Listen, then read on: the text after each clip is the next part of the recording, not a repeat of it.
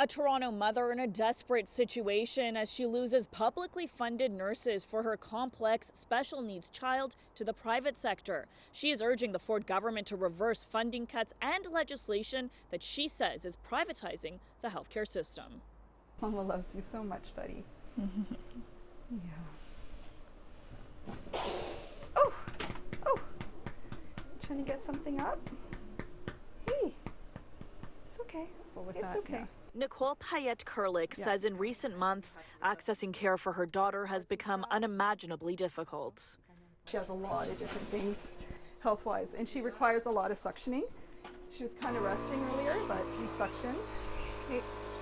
So she spends her days navigating the intricate challenges of caring for 12-year-old Alexa, who was born with a rare neurodegenerative disorder. She's nonverbal and palliative and wasn't supposed to survive past the age of 2. Her condition has worsened. She's now connected to a ventilator full-time and requires round-the-clock care. She's also GJ tube fed, so we have a feeding pump there.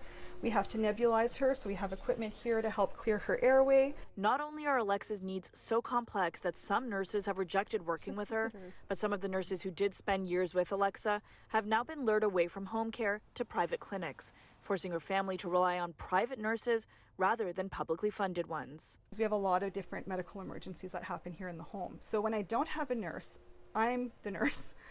I have no medical background. Nicole has been forced to resuscitate Alexa by herself countless times. You're asking parents of medically fragile children to resuscitate their own children without a nurse present in the home. It's not right.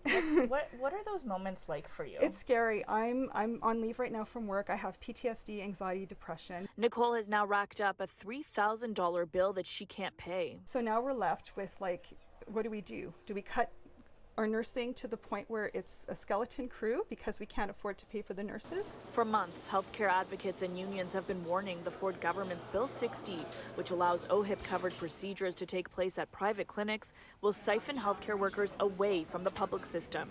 We asked Ontario's health minister about Alexa's case. I want to see a home and community care sector that has as much provincial support to ensure that when individuals want to and have the ability to rehabilitate or be at home in their communities, we're there for that. So I don't understand why they've created all these barriers for us when we don't know how much time we have left with her, and that's what's devastating. Yazdani, City News.